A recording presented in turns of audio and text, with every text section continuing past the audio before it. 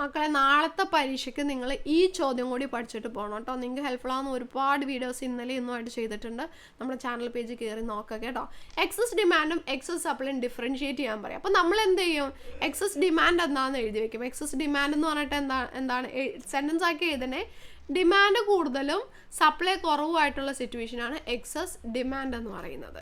Excess supply എന്ന് പറഞ്ഞാലോ, excess supply എന്ന് പറഞ്ഞാൽ സപ്ലൈ കൂടുതലും ഡിമാൻഡ് കുറവായിട്ടുള്ള സിറ്റുവേഷനാണ് എക്സസ് സപ്ലൈ. അത് സെൻറ്റൻസിൽ എഴുതണം.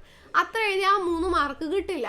3 മാർക്ക് കിട്ടണമെങ്കിൽ നമ്മൾ അതിൻ്റെ ഗ്രാഫ് കൂടി വരയ്ക്കണം. അപ്പോൾ ഗ്രാഫ് വരയ്ക്കുമ്പോൾ ഇതാണ് നമ്മുടെ ഡിമാൻഡ്, ഇതാണ് നമ്മുടെ സപ്ലൈ, ഇത് രണ്ടും കൂട്ടി മുട്ടുന്നത് പി പ്രൈസ്. ഇവിടെ നമ്മൾ പ്രൈസാണ് കാണിക്കുന്നത്, ഇവിടെ നമ്മൾ കാണിക്കുന്നത് ക്വാണ്ടിറ്റി ആണ്, ഇവിടെ 0 ആണ്. പ്രൈസും ഇവിടെ ക്വാണ്ടിറ്റി വരും. ഇതാണ് ഇക്വിലിബ്രിയം. ഈ ഇക്വിലിബ്രിയത്തിൻ്റെ മുകളിലേക്കുള്ള പോർഷൻസ് ഉണ്ടല്ലോ, അവിടെ നോക്കിയ സപ്ലൈ മുന്നിട്ട് നിൽക്കുന്നതല്ലേ. സോ അതാണ്, ആ ഭാഗങ്ങളാണ് എക്സസ് സപ്ലൈ. then ഇക്വിലിബ്രിയത്തിന് താഴേക്കുള്ള പോർഷൻസ് ഉണ്ടല്ലോ, അവിടെ ഡിമാൻഡ് അല്ലേ മുന്നിട്ട് നിൽക്കുന്നത്. ഈ പോർഷൻസ് ആണ് എക്സസ് ഡിമാൻഡ്. അപ്പോൾ ഇത്രയും എഴുതി വെച്ചാലാണ് ആ ഒരു 3 മാർക്ക് നമുക്ക് കിട്ടുള്ളൂ. അതുകൊണ്ട് നിർബന്ധമായിട്ടും ഈ ചോദ്യം പഠിച്ചിട്ട് പോകണം കേട്ടോ. വീഡിയോ ഹെൽപ്ഫുൾ ആയിട്ടുണ്ടാവുമെന്ന് വിചാരിക്കുന്നു. Thank you.